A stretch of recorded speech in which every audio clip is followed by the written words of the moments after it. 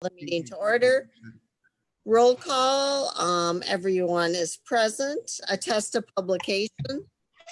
I saw it posted. All right, thank you. Public comments. Julie, approval of agenda. Oh, I'm sorry. Did I skip one? I'm sorry. Approval of the agenda, please. I make a motion to approve the agenda. I'll second. Motion by Shelley, seconded by Lori to approve the agenda as written. All in favor? Aye. Aye. Opposed? Motion carried. Thank you. Now we are ready for public comments. Julie, I did not get any emails for any public comments tonight. All right, thank you. We will move on to the next item. The new Harvard the new Harvard Global Health Institute guidelines for return to school. Dave, I will hand that over to you. Okay, thanks, Julie. In your packet on pages 4 through 12 are the new guidelines that were put out by the Harvard Global Health Institute. I also emailed this to parents the other day, so they have a copy of it. Staff also received a copy of it last week. So I just want to make some brief highlights and then answer any questions that you may have. So first of all, the new guidelines advocate for getting our students back in in-person learning. And one of the things that they emphasize is that even during community spread, which obviously is still a real thing in our community, that provided that we have the right mitigation strategies in place, we can bring students safely back to school. So that is a change from the prior metrics that relied a lot on case numbers, positivity rates. I mean, those are still important and still something that we need to monitor because community spread can have an impact and will have an impact on what happens within our walls.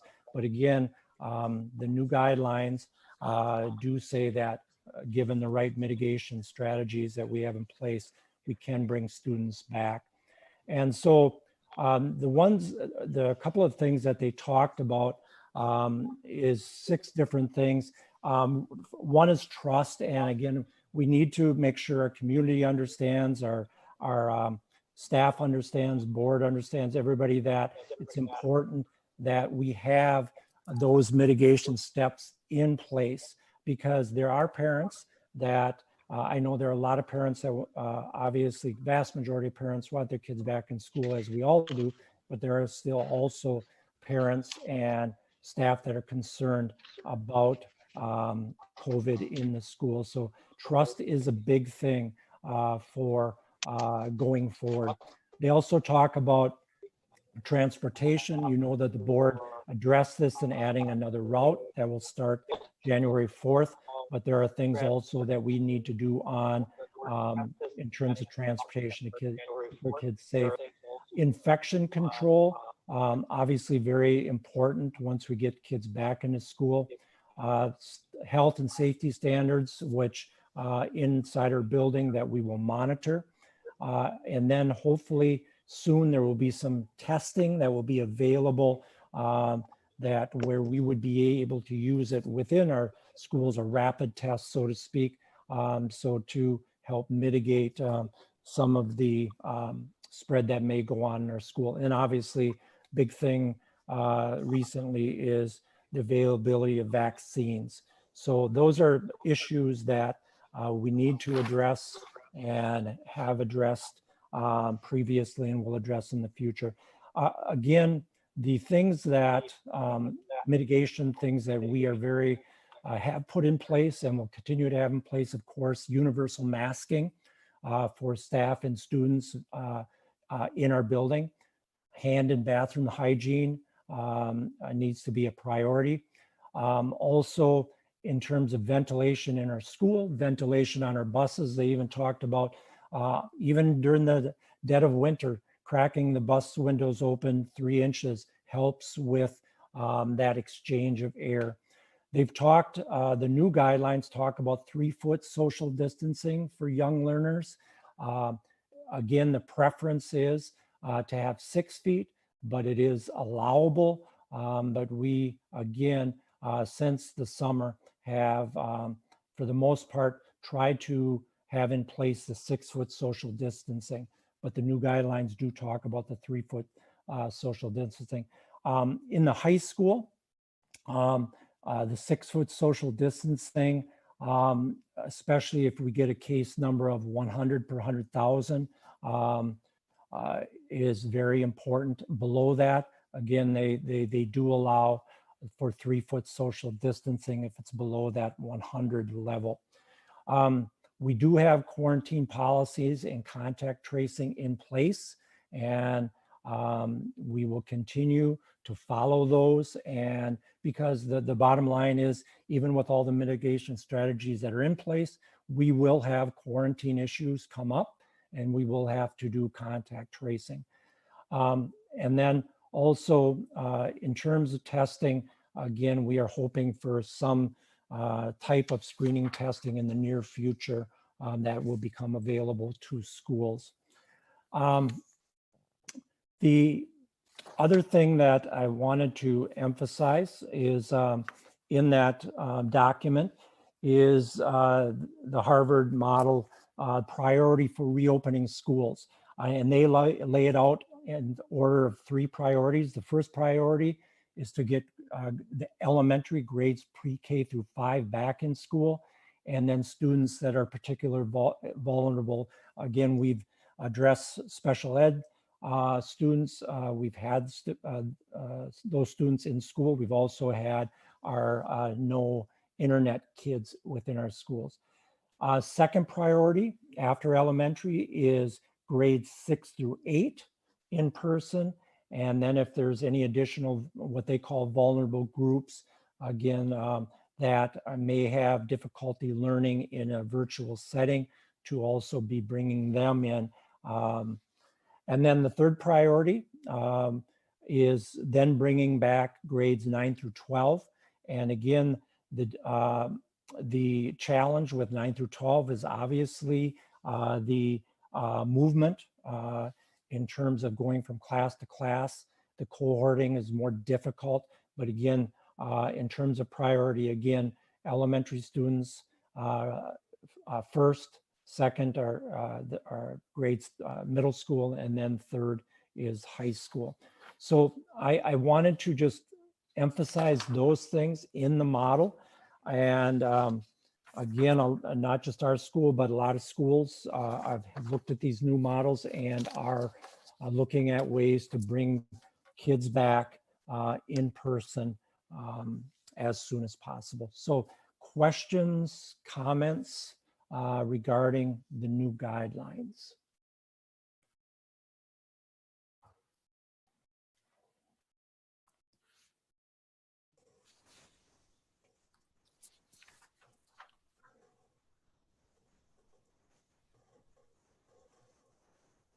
Julie, if there aren't any questions, I would. I do have a question. Sorry, I was having trouble unmuting. Okay.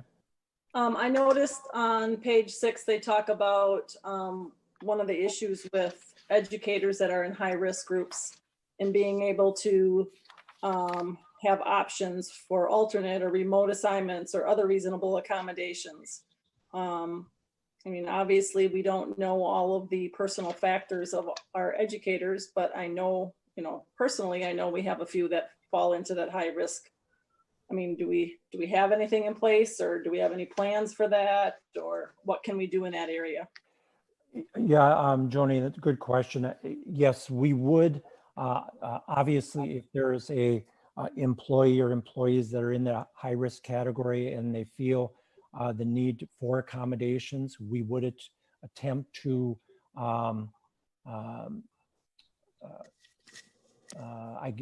carry those out if we can.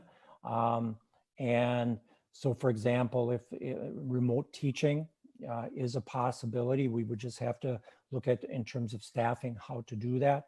There are certain jobs that obviously we cannot do remotely. And so again, we would look at doing the accommodations that we could in order to handle that.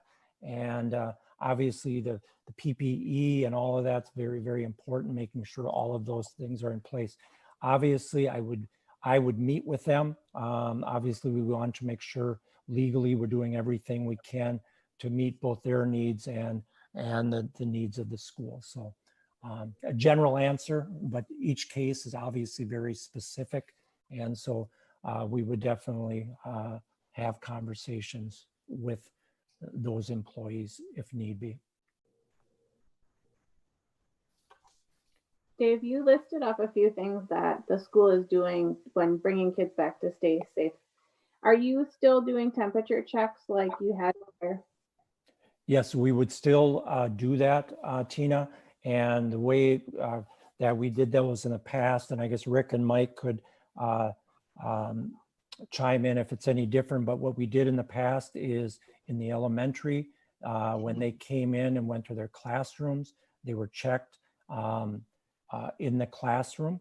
And then 6 through 8, they are 6 through 12, I'm sorry, their first hour classes, they were temperature checked.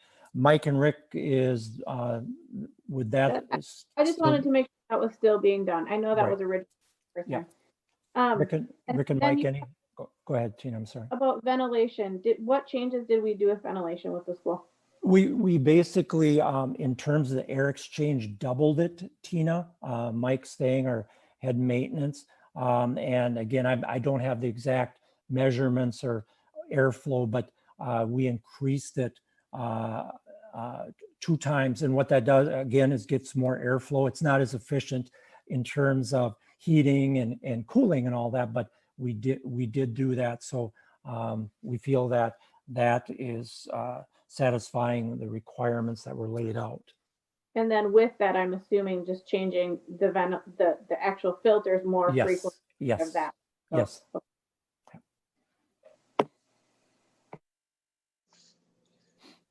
Any other questions for Dave? Regarding the new Harvard model? So Dave, I know it went from 3 to 6, but if you're able to do 6, you're going to leave it at 6, correct?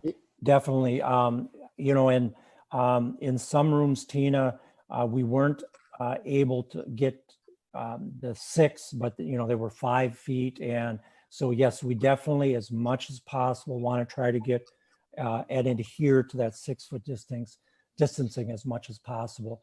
But obviously the biggest thing is the masking and hand and hygiene in addition to the social distancing.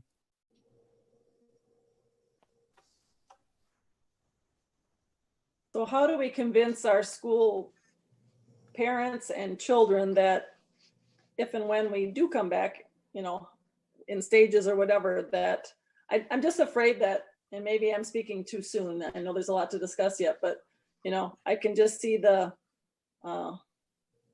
letting our guard down, you know, and we just really need to enforce the fact that all of these mitigation strategies have to be just as important, if not more important, as we move, you know, towards these more relaxed standards. Again, Joni, I think, yes, we can't let our guard down. We have to make sure that we're, you know, when we had our students in October and the beginning of November, that we need to emphasize, stress that these mitigation standards will be followed.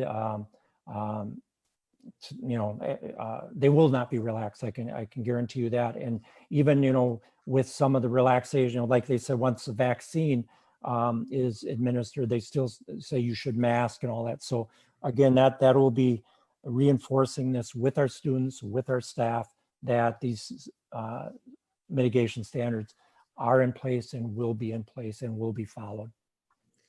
And I think also reiterating to our parents and students, if they don't feel well, to stay home.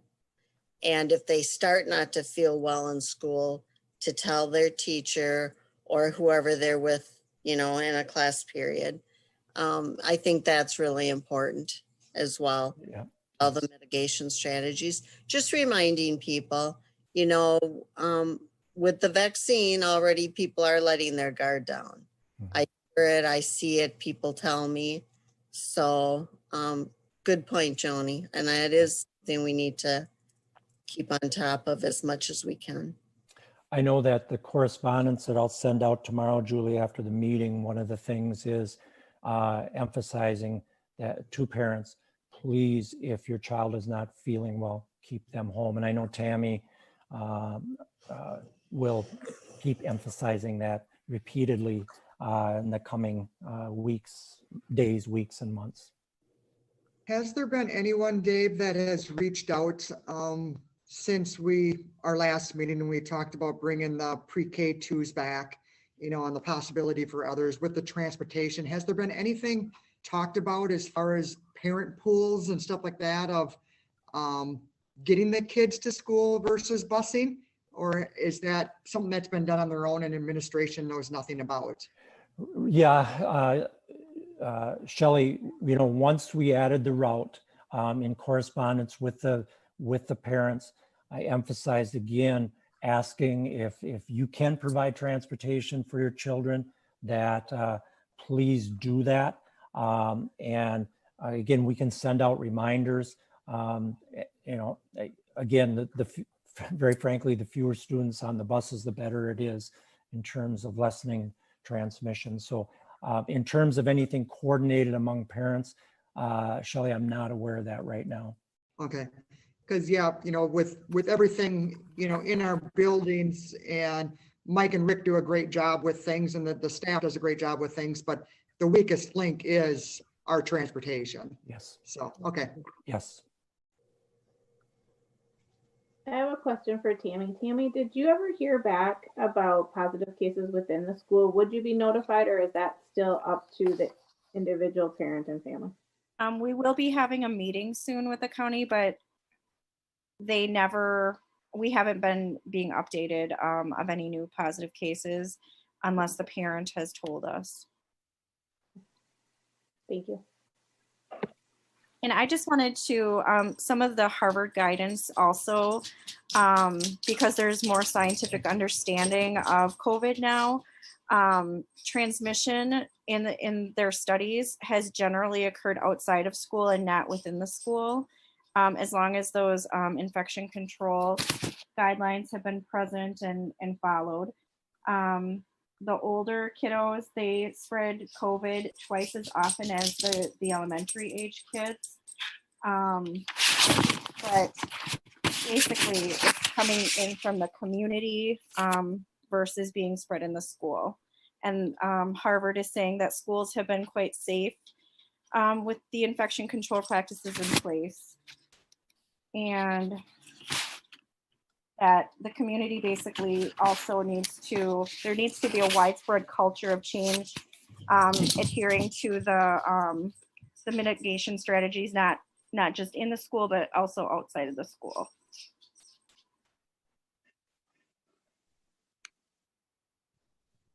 Thank you, Tammy. Julie, to Tammy's point, after the last agenda item, we do have that municipal model, and it addresses kind of, what Tammy is saying is that we can't deny that, even though, again, the models, the new guideline say that community spread shouldn't be the determining factor, opening, closing school. It does have an impact, obviously, on the operation of the school, and we'll talk more about that a little bit later when we get to that end. Okay. Any other questions or discussion on this, on the Harvard model, on the new Harvard model?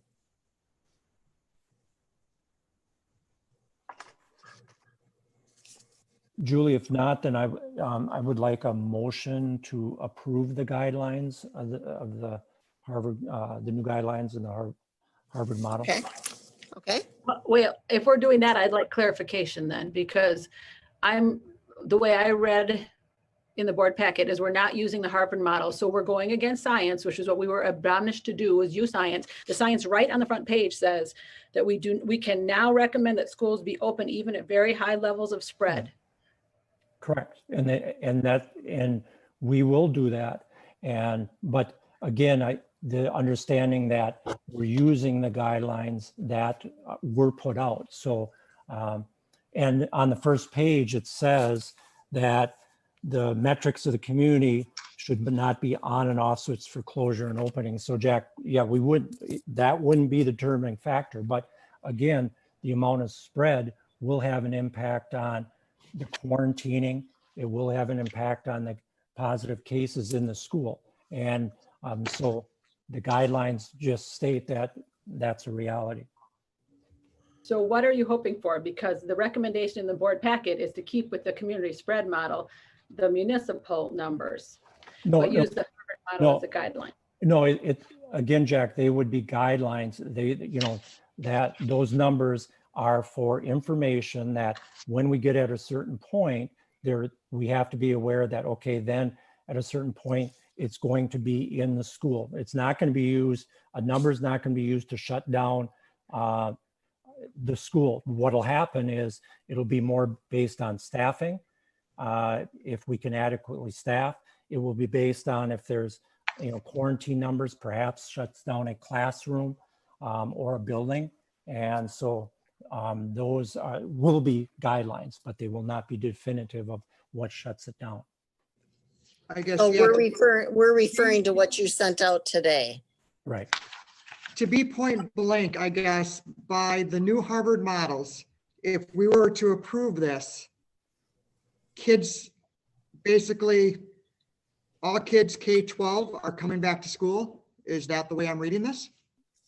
Yeah, they will be. The recommendation, Shelley, would be to start, and that's the next month, is start January 4th with pre-K 5, and then hybrid 6-12 the first week, and then the following week bring back 6-8 in person, and then the week after that, again, depending on the staggered approach, either bringing back high school in person or waiting another week, because one of the things is that January 18th is a 4-day week. It's also the end of the first semester. So, you know, I'd want to talk more about that a little bit later.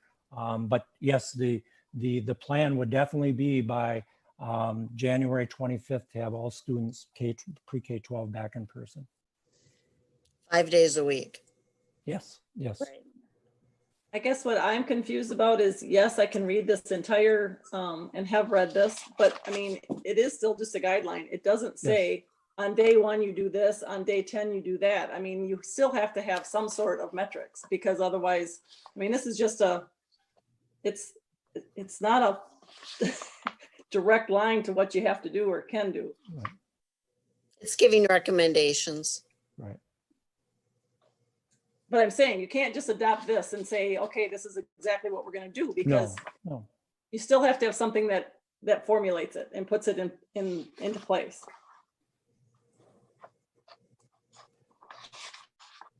But so the numbers sent out today are contradicting that. Because the numbers sent out, the municipal model says, if we hit 50 or higher, which we've been at, and the Harvard model says no matter what number we're at, kids should be in school if you take those cautionary things that have been discussed tonight. And according to what was sent today, it says if we're at 50, then it may be virtual learning for all. You edited it today. Higher levels of community spread may necessitate learning, and I had typed it, or you had typed it, I rewrote it. But at 33 to 49, it says in person for pre-K 2, but virtual learning for grades 3-12. So that's different than the Harvard model. The municipal numbers. Again, those are guidelines, Jack. And the thing is that at some point, if depending on what the number of positive cases, quarantining, or staffing, you may be forced to shut down schools that have been in person, schools in our area, or schools around all the areas at some point, because of the number of cases or the number of, a lot of its staffing may have to shut down. And that's a reality going forward. That if the staffing isn't there, you may have to shut down, whether that's for a day or two or a week. That's the reality until COVID is past us.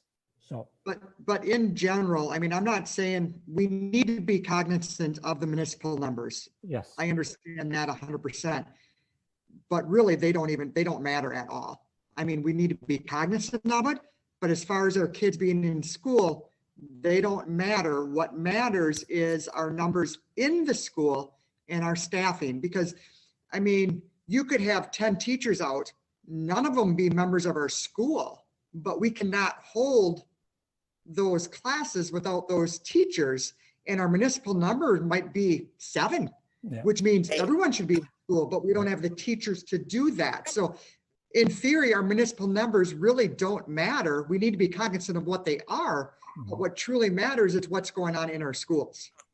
And all of these criteria that he's got say may. Yeah. May. So that's going to be a decision, right? It may, because maybe we have so many cases out in the municipalities, but hey, our school is great. Mhm. No one out, kids are all here. I mean, Right. that word may gives us that flexibility, which is good. Again, the biggest determinant, from watching the other schools that have had in person is staffing. And so if we can staff it, that's going to be the biggest determinant going forward. Again, then is the when quarantines come up, there may be possibilities that a classroom is shut down. There may be a possibility that a grade would be shut down. But again, we're looking at the thresholds on that document that Tammy shared, that I put included in the municipal model. Those are all things that we will look at in terms of being able to operate the school. So Dave, just for an example, you may look at classroom to classroom. Say the second grade has half of their students out. One second grade classroom. Yeah. Lindsay Payton. Right. That class could be quarantined, but not the entire second grade, depending. Yeah. Not the entire elementary. Yes.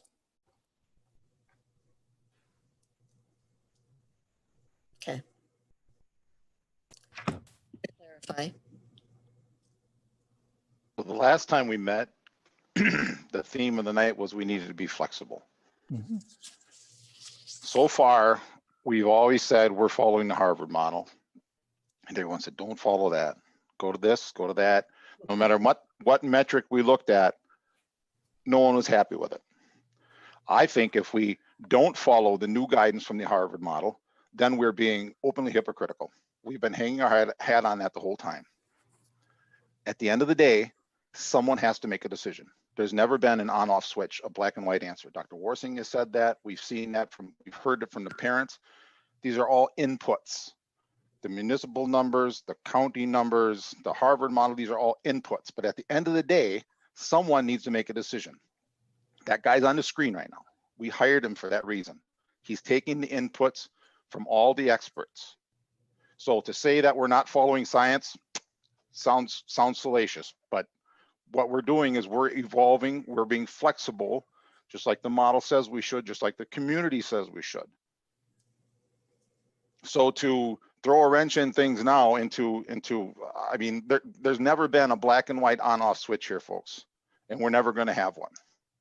Now, when I read through this model, the revised model, some of the things that encouraged me were the fact that, to Joni's point earlier, we've got to convince the parents that this is going, and the staff that this is going to be safe. Well, we can only control what we can control. And that which we can control inside the school is probably the safest place for those kids to be. Because if you take the community in general, 50% of them haven't been following any of the guidelines from the beginning. And so if you can get those kids into school where we are following these practices, that's probably the safest place they can be. That and the other inputs from all the parents that have written to us and called us and everything else, Those are all parts of the puzzle here. So I'm in favor of adopting the new revised model. And again, at the end of the day, unless we're going to meet every Wednesday night and debate this, someone has to make a decision. And with those inputs, that's what we're going to have the superintendent do. And I want to emphasize, unlike the past model that had certain metrics, the case numbers and everything, the decision to be in school, to stay in school, will be in the school guidelines. So again, I can't emphasize enough that even though the numbers may be high in terms of community spread, we are going to be looking at what is happening in our school. Can we adequately staff our building? Secondly, what do quarantine numbers look like? Again, quarantine numbers don't, just because we might have a quarantine issue in the elementary doesn't mean that we shut down the middle school or high school. But as I said, perhaps a quarantine might be a classroom, it might be a grade, it might be a building, but those decisions will be made internally. And even though that municipal model that that we'll be discussing, that's for information and to make people aware of community spread. That even, and that could, the community spread could have an impact within our walls. But again, the decision will be made on what's happening within the school. Dave, I just have one last question. So it'll be made within the school, and we've always been flexible. It's always been kind of that weekly Wednesday thing. Will you be going more day to day, or will you be staying week to week? Or will that just be kind of an as needed flexibility, that kind of thing? Yeah, no, Lori, it will be day to day.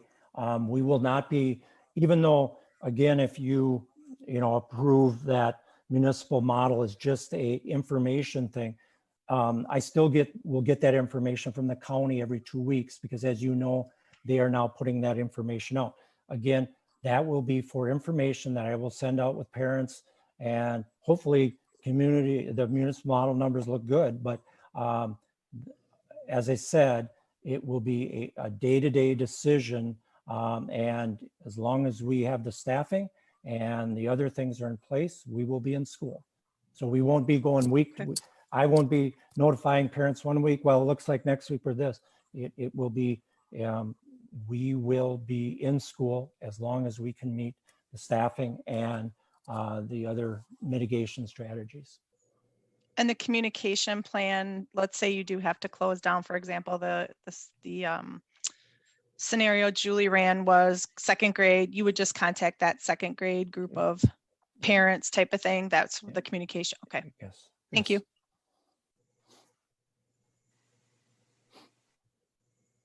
Any other questions for Dave? Or discussion? I guess with the question that Laurie just had, so if you're a parent and your second grade class is open, but the other second class is closed, the class that's open would not know that the other class was closed, right? So people really aren't going to have a full understanding of what's happening in the school in some regards, correct? Like, will we have some kind of dashboard stating what's going on? Good question, Tina. Yeah, I mean, we will, like we have that COVID daily report on the website that's updated daily. Tina, we could certainly add to that, or another document that, I guess some other type of information for the Something maybe dashboard. to think about. I mean, maybe don't put it on the dashboard. Maybe we don't do something like that, but it would be nice to understand how many are within the school so that we do know that our parents can view that. If we're not going to go off the numbers with the municipality, it's going to be a little bit more broad. I think some parents might have that question and maybe not reach out, but want that information. So I'm just wondering how we could keep that out there. That's all. Well, on the COVID daily report on the website, Tina, it does list the number of by building. It does list the number of positive cases. It does list the number of quarantines. Okay. So that is updated daily by Tammy. And so it's on the website. But again, if there's other information in a dashboard that would be helpful, we can certainly look at that. Well, I would certainly think that if a certain part of the school was shut down, I mean, not just the people being affected, I think everybody should know that. I mean, it's a true indication of what might be coming down the road. So, I mean, obviously, somehow we need to keep that information out there. Mhm. Agree.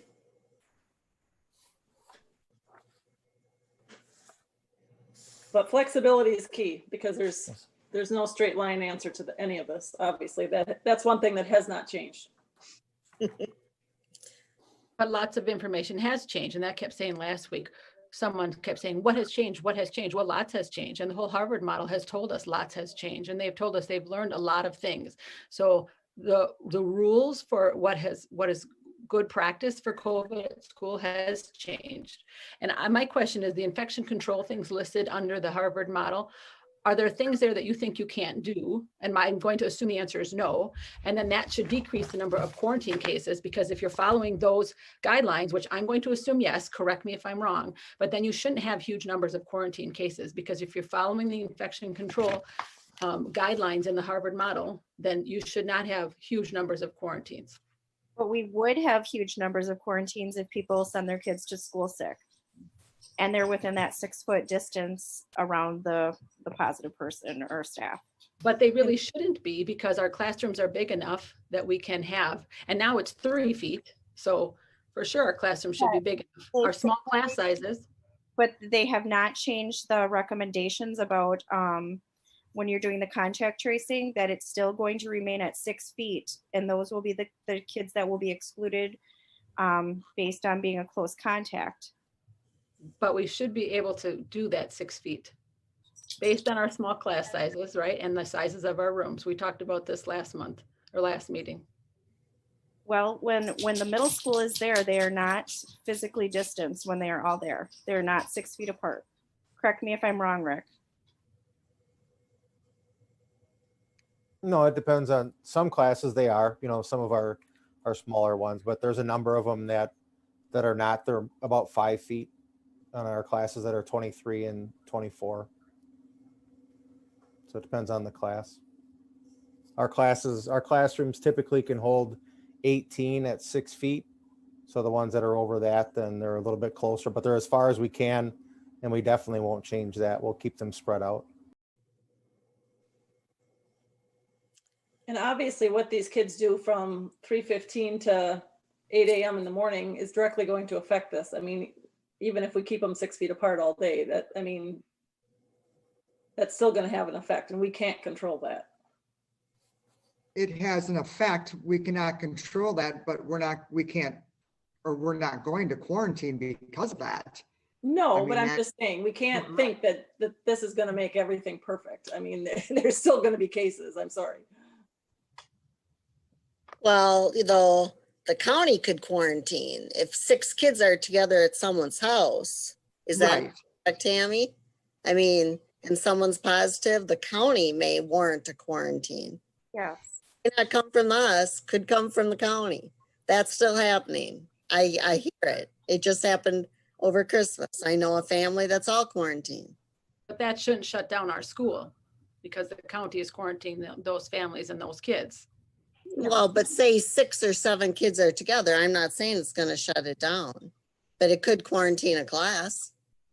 If 6 or 7 6th graders are together, I don't know. Depends on the class size. Well, and it depends on if the exposure occurred in the school or outside of the school. If it happened outside, well, I wouldn't see a reason why we would shut down a classroom or a school. Right. This shows 6 would be out. Correct, Tammy? Right. I'm not saying you'd shut it down, but there could be 6 missing. For sure. I mean, we had the instance in middle school when we were face-to-face where, there was about 50 kids sent into quarantine. So, and that was due to classroom being within 6 feet of the person in a classroom and, bus issues.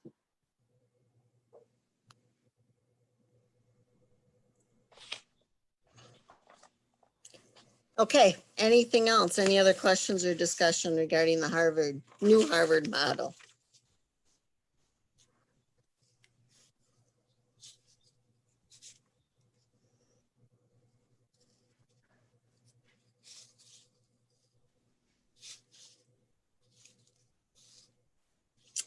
Okay, well, I will go ahead and make a motion that we will accept the new Harvard Global Health Institute guidelines for return to school. I'll second. Motion made by myself, Julie, seconded by Lori, to accept the new Harvard Global Health Institute guidelines for return to school. All in favor? Aye. Aye. Opposed? Motion carried. Thank you. Thank Mr. Lane, the next agenda item. Motive learning discussion for January 2021. Return for students. Okay, this is the administration recommendation, and I'd like to go through it and then ask Mike and Rick and Tammy to give some comments. What we are recommending is the week of January 4th to bring back elementary pre-K 5 students in person and have 6-12 students hybrid. The next week, January 11th, we would bring, in addition to the elementary, we would then bring in grades 6 to 8 in person, and 9-12 would remain hybrid.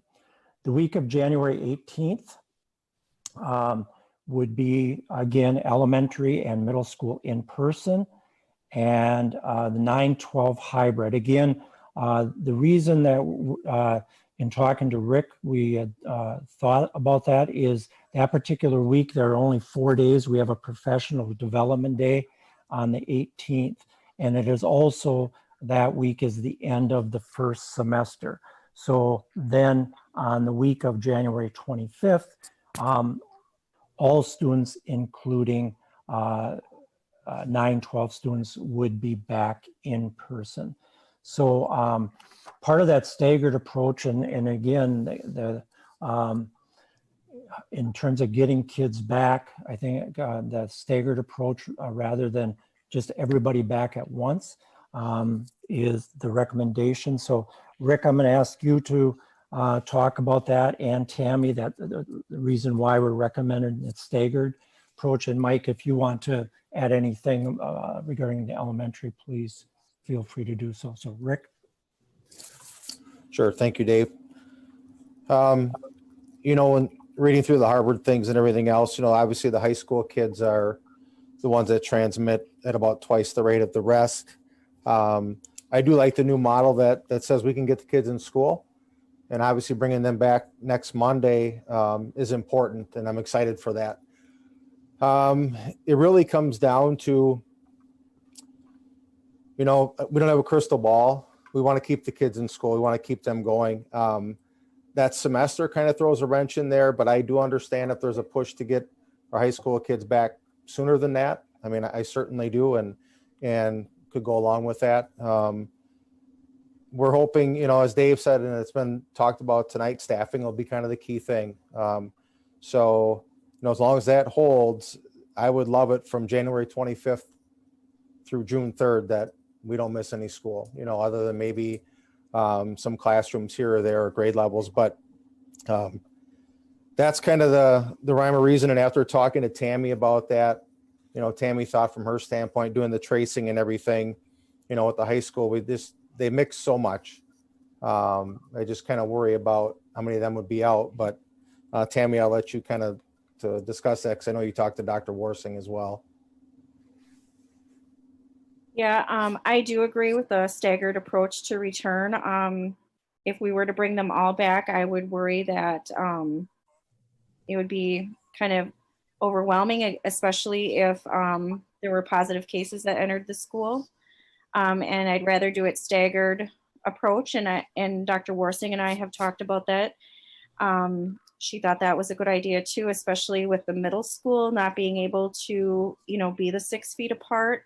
And then just see how it goes. I mean, if it goes well, then, you know, gradually bring the middle school, high school back in incrementally. And hopefully it goes well and they're all there 100% of the time and 100% of the students. I mentioned before that the older kids, they're twice as likely to get COVID. They have been drivers of spread in schools and in the community. But if the infection control is good and they're, doing the things they're supposed to be doing out in the community, like masking, physically distancing, keeping their social circles small, I think that we'll be successful eventually bringing them all back. One question I do have for you, Rick, is the January 18th staying hybrid for the high school. Is that would be finals week, I take it, for the semester? Would it be better to have those kids in school for that finals week or not? I mean, I don't have feelings either way on it. I'm just asking, I guess, it's kind of a big week for the kids testing. Yeah, Shelley, that's a great question. And I had a staff meeting and I brought that very thing up to staff about finals. The feedback that I received from the high school staff was they were not in favor of finals, given that we've been virtual all this time, and they wanted more days of instruction. So it's not something written that we have to have in there. But their feeling was like I said, they wanted another day of instruction. So that's what we're looking at versus having finals for the first semester. Okay. Rick, with the middle high school being hybrid, what does the hybrid look like it looked in the past, which would be the 2 and 2, or what does the hybrid look like? Well, a couple thoughts I have there, Lori. First of all, when it is all 6-12, I would look at a Monday, Tuesday, and then a Wednesday, Thursday cohort, with Friday being virtual. One of the things we learned when we did the hybrid previously was that staff kind of tailored their lessons towards a little bit differently for the kids that were there and that weren't. And so if everybody was hybrid on Friday or virtual on Friday, they would have received the same amount of instruction leading up to that versus having a virtual day in between. Another thought that I had, and I talked to a couple other schools, that's the way West Salem's doing it, was that we would have 3 and 2. So you'd have 3 in person, 2 virtual, and then the next week it would flip the cohort. So it'd be 2 and 3. That's another consideration. But after talking to the other schools, their hybrid typically was the 4 days. And with the Friday everybody being virtual. But I mean, I'm open to either one on that. I'm really open to January 25th having them all back, if not earlier. I mean, that's the ultimate.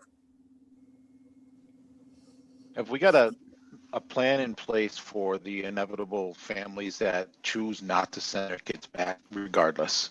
I suspect there are going to be those, and we said earlier that for staff, we would make reasonable accommodations as an employer for vulnerable staff and so on. But I know other schools around us that are in person still have a group of families that don't send their kids. They're not part of the virtual school. They're just simply not feeling safe going back. So, number one, do we have a plan for that? And number two, I think we need to look at the long-term legalities of that. I mean, if school's open, school's open.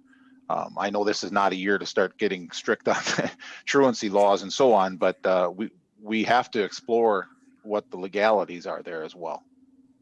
Paul, what we would initially do is similar to what another district is doing in our Cooley Region Virtual Academy. Originally, the enrollment was December, I believe it was 12th through the 18th. We would open that window up again and do it through January 9th. So if there are people that do not feel safe sending their kids to school, they would have that option to extend that window to sign up. Conversely, also, if somebody that had not been sending because we'd been virtual, that had been in Cooley Region, now that we'll be coming back in person, they can disenroll from the Cooley Region and bring their kids back that want to be in person. So the legality's right. We do need to look at it in terms of attendance. And I think it's something that a number of districts are going to have to explore further because, it's been flexible up to this point. So, but we do need that in terms especially of attendance to look at that further. So you're saying there's two options. Either come back or we extend the enrollment in CRVA, Yeah. but we're not going to create a de facto third option, a Bangor virtual. Is that correct? Be very difficult. Rick, would you, we've talked about that quite a bit from the standpoint, especially at the middle school, high school level. Rick, what hurdles come about when we do it? Sure. I know initially when we discussed this as a board and administration, the amount of workload on the staff was what was taken into account. And that was why initially, Paul, that we and everybody else, why we did not go along with that. I know some of the other schools are offering more Wisconsin virtual school classes for kids like that. And you're right, they are offering that dual where they can either attend in person or virtually. I know some of theirs, they're struggling with that. And others are doing a better job at it. They have smaller numbers. One school I talked to, they only have 15 people that are doing that. And we had talked about, we would still provide our instruction for those that are quarantined or positive cases. So we will provide that. But if it's a board directive that we provide that, then I guess we would, we have the capabilities. Is it hard on the staff? Absolutely. It's basically teaching two different ways and trying to keep up with those that are remote. There's two schools of thought on that. Number one, they could Zoom in and on time, or it could be all asynchronous where our staff would just record it and put it out there. I've seen both of those things done so far in our conference for sure. So just to be clear, I understand it, and I'm not trying to be cold here, but my concern is just that we're going to ask the staff to do double duty, basically. So I just think we're going to have a definitive answer sooner rather than later, because I can see I hate to say this, but I can see it being abused, for those who just choose not to come. So we're going to have to spell it out pretty clearly, pretty quickly. And Paul, one of the other things that, to Rick's point about the dual platform, some of the smaller districts, very honestly, that are doing it, a couple of things is in order to I guess, meet the needs of the kids and the staff. Some of the districts are releasing early every day in order to, so staff can reach out to the kids that are virtual. A few schools are doing every other week, a Friday off to reach out to those students in a dual platform. But to Rick's point, and I think Mike would say the same, doing a dual platform, it's very, very taxing on the staff. I guess to me, the parents have the choice of going the virtual academy or going in school at Bangor. So the choice is there. That's the choice they have to make. You can't say you want to go to Bangor, but then you want it virtual, when we do have a virtual option that is there already. They just have to join the virtual academy. Well, and to Shelley, to your point, those smaller schools, and they were some smaller schools, they did not have that option. That's why they did it. Yeah. Right. I'm saying for our students. For us, yes, yeah. Yes, for us, our students have that option to go to the virtual academy. If they want to be live, they're going to be whatever we're doing at the time. It might be quarantined and then we have to do something there, but it's going to be in person at Bangor. If they don't want in person, the virtual academy is available to them. Right. We were fortunate that we were able to get in on the Cooley Region Virtual Academy. So. Can you explain, either Dave or Rick? I know it was said to go the third week of hybrid with 9/12 And because it's a 4-day week, but why stay hybrid that week versus bringing them back that week? I mean, really the only thing, Shelley, there was it's a natural break after semester. But I mean, we could just as easily bring them back that week too. I mean, if things are going well, I could, there's definitely a reason to bring them back. You know, it was just a thought with semester. I know a bunch of our area schools are after semester bringing their kids back, but we certainly could bring 9-12 back that week if things are going well. I'm not opposed to that. Mhm. I guess 1 day off doesn't, to me, seem like a logical reason to skip it. I mean, I guess I was looking for that. I was just curious I mean, it's not like it's a 2-day week, it's a 4-day week.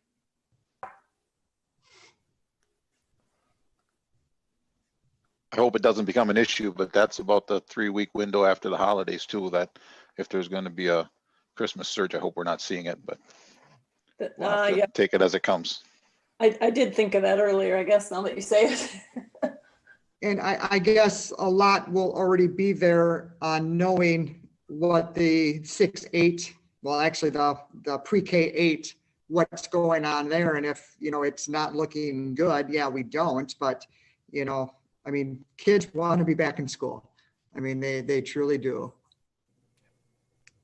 Yeah, I'm in agreement with Shelley. I think if we can bring them back the week of the 18th, I mean, I was thinking maybe because of the semester break and semester finals and all that, but if we're kind of foregoing semester finals, I think it makes sense if we can get them back there the week of January 18th.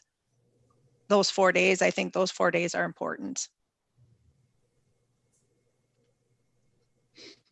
So every week we'd be bringing back. So, right, the week of the 4th, pre-K through 8 in person, the next week. Oh, School would Pre-K join. 5. And then Pre-K I'm through sorry. 5 the first Yeah, week. pre-K through 5 the first week. And then the second week, we'd add 6 to 8 in person. And then the week of the 18th, we'd add 9 through 12 in person. That's what, yep, okay, Right. got it. Makes sense.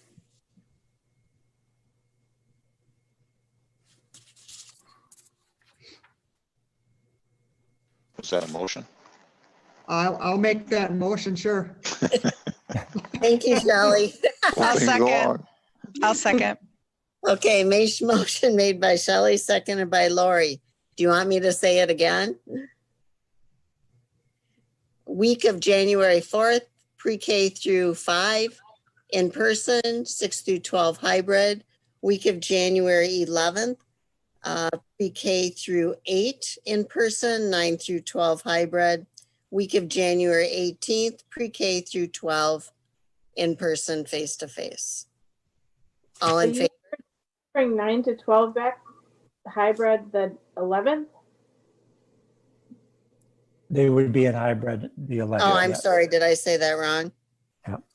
Pre-K through 8 would be in person, 9 through 12 would be hybrid, the week of January 11th. Okay, all in favor? all Aye. subject to. All right. Aye. Opposed? Motion carried. Thank you.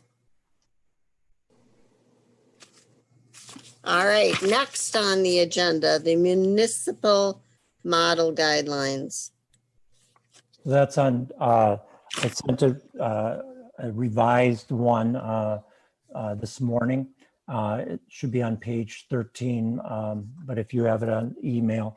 So again, I want to emphasize that the municipal model, the numbers, again, what will happen with the county is they will update it every 2 weeks. So for example, next update will be the 6th.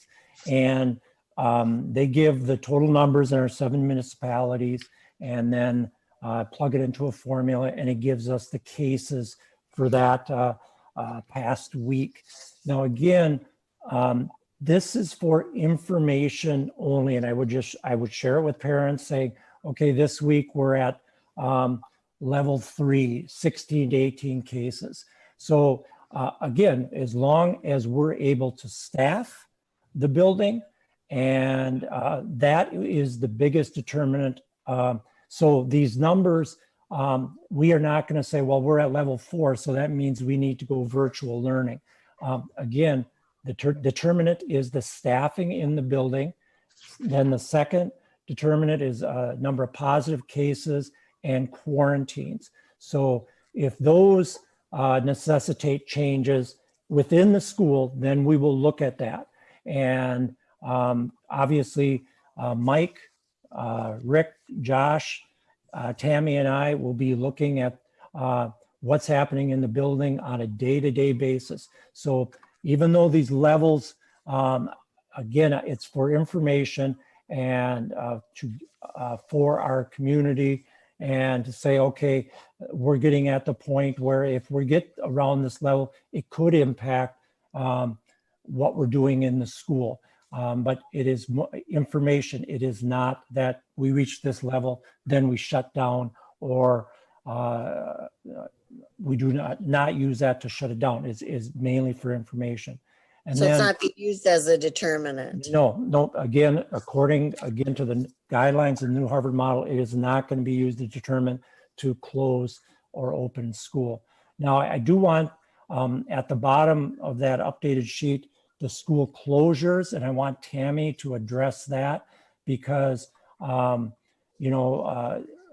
it's administratively, we will continually look at this, and it will, depending on the percent of classroom triggers, school triggers. So Tammy, could you please talk to the school school closures due to those triggers? So basically, a classroom trigger would be, so Wednesdays is the day that I typically would do reporting to the county for absenteeism, for respiratory, GI, or other pertinent illnesses. So when you see reporting day, that would be on a Wednesday. But on any other reporting day, and since we're not reporting right now, anything other than COVID, we would be looking at 20% of a classroom being absent. That would warrant a discussion about if there's anything that needs to be done infection control wise, contact tracing wise. And then if you go over to the school trigger, we would be monitoring our absentee levels. 10% would be a trigger on a non-reporting day for the entire school. We would start discussion, and then when you get to the lower part of the column there, 30% of a classroom, we would talk about, should we close a classroom? Should we close the school? And then for the school trigger, it'd be 20% of total absenteeism for 3 consecutive days. And this chart, actually, we have used this for flu. The CLI is COVID-like illness, and the ILI is influenza-like illness. So this has been around, and we've used it in the past. Is there any questions about that?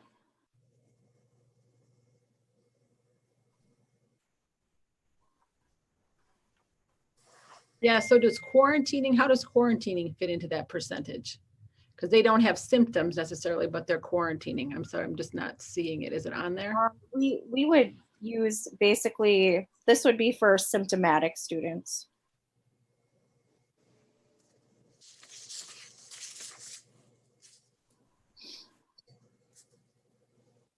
So when you talk about a classroom that would be shut down, you're talking about a classroom that would shut down just for a couple of days, or you're talking like a week, or like a 2-week requirement, or it could be all of. I'm sorry. So it'd be 30% per day for 3 consecutive days for the classroom trigger. And I would be in contact with the county if that would happen. And you're talking 30% of them showing COVID-like symptoms. Yes. Yep. So Or is it possible for a whole classroom to be quarantined for 14 days? What was that? Is it possible for a whole classroom to be quarantined for 14 days? It could. So if that happened, then would that classroom go to virtual learning for those 2 weeks? That would be, Mike, do you have any thoughts on that? Yeah, that's exactly what would happen. As long as the teacher is able to, is their health allows them to do their instruction, that class would go virtual for that 2 weeks. Okay. I don't recall in the new Harvard model, is it 14 days or is it 10 days now? I know that it's been back and forth between the numbers on what actually is quarantine. It has been back and forth, and honestly, so they reduced it to 7 days if you're tested on day 6 and Negative. but you have to be very, like, I would need daily, twice a day reporting from each student that would be doing their symptom monitoring. A lot of schools are not doing that. 14 days is still the golden standard. Even with the 10 days, I would still need reporting from the person that they've monitored their symptoms twice a day for the full 14 days. So what we've talked about is that 14 days would be the gold standard.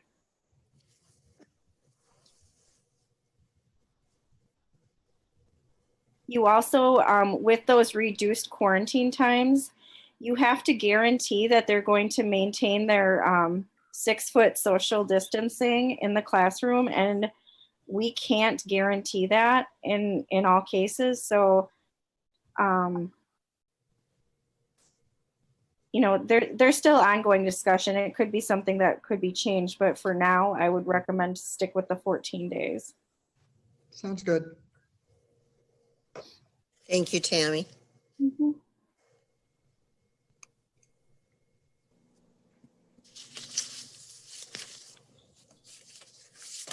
So any other questions, discussion about this model guidelines?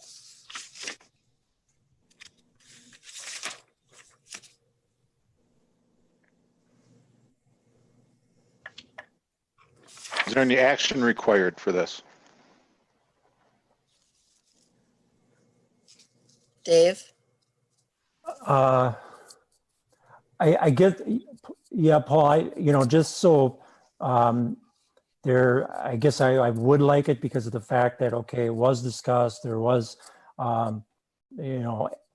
questions were answered. And so, yeah, I would like a motion on that. So what exactly are we approving then? Are you saying that we're approving the revised model? Right, that Used for informational purposes? Yes, that would be, again, every couple weeks when I receive the information from the health department, I would distribute this to staff and parents. Again, it's information. The decision whether to open and close school will not be done based on those numbers. So.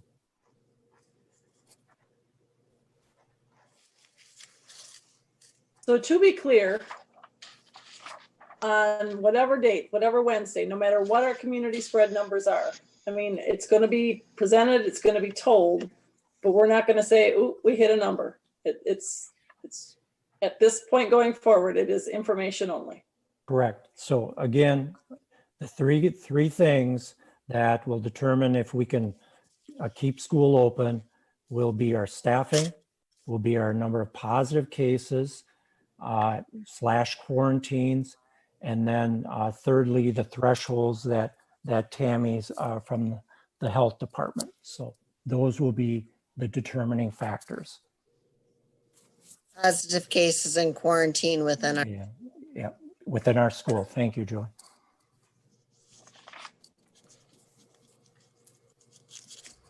Can you clarify your staffing thoughts? Well, the staffing would be, for example, if right now we have very limited subs. So if we had a situation where we had a number, I'll use the elementary, Jack, that if we had either a couple teachers quarantined, or if we had a number of sicknesses where we couldn't cover the classroom, couldn't get the subs, didn't have people to cover it, then it could be a situation that we would have to cancel a class for a day. Again, the staffing issue, whether it be at the elementary, middle school, or high school. So I know it's hard to answer that, but by your answer, Dave, what you did say, how soon would the kids know that there is no class that day? I mean, that's, it really puts you guys in a bind, and then it puts the kids in a bind as it will, Shelley, it be, and I use the analogy, it would be like a snow day. The possibility that if Rick or Mike called me at 10 o'clock at night and said, hey, I'm missing 5 people, we've tried to get, we can't cover it. And again, they would be the experts. They would say, Dave, I can't cover it. Then I would be making, or it may be 6 o'clock in the morning if there were 5 people out of a building. And because at this point right now, and I think with so many schools going back, the pool is, we didn't have, I think Mike and Rick, correct me if I'm wrong, we probably had 2 or 3 subs each building. That's it. And it's not going to get better, I don't believe, until there's a vaccine, because again, a number of our subs chose not to, sub because of COVID. So.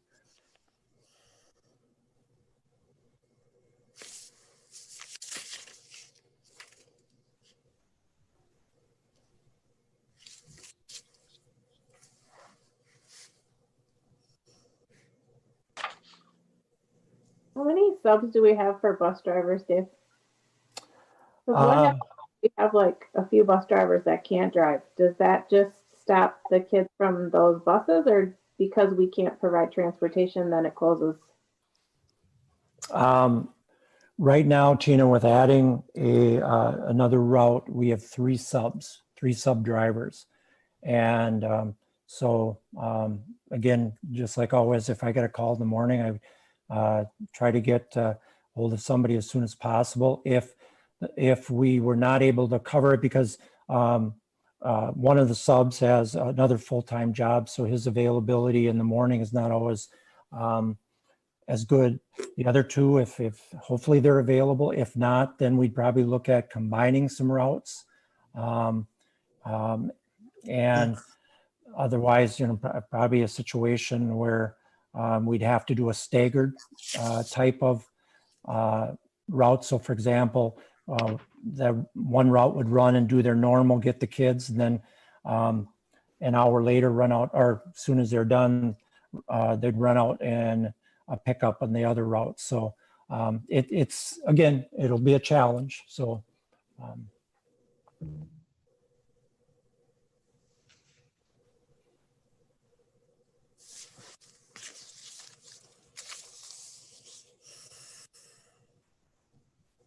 There's no more discussion. I'll go ahead and make the motion that we accept the revised community metrics to be used as guidance going forward. Second. Motion by Paul, seconded by Joni. All in favor?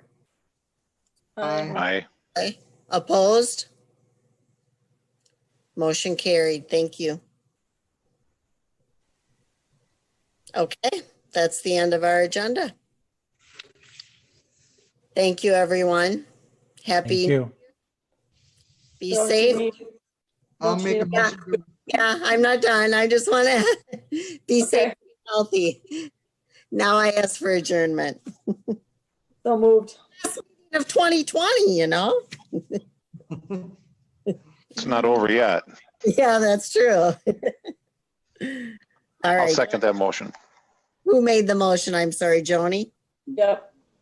Motion made by Joni, seconded by Paul to adjourn. All in favor? Aye. Aye.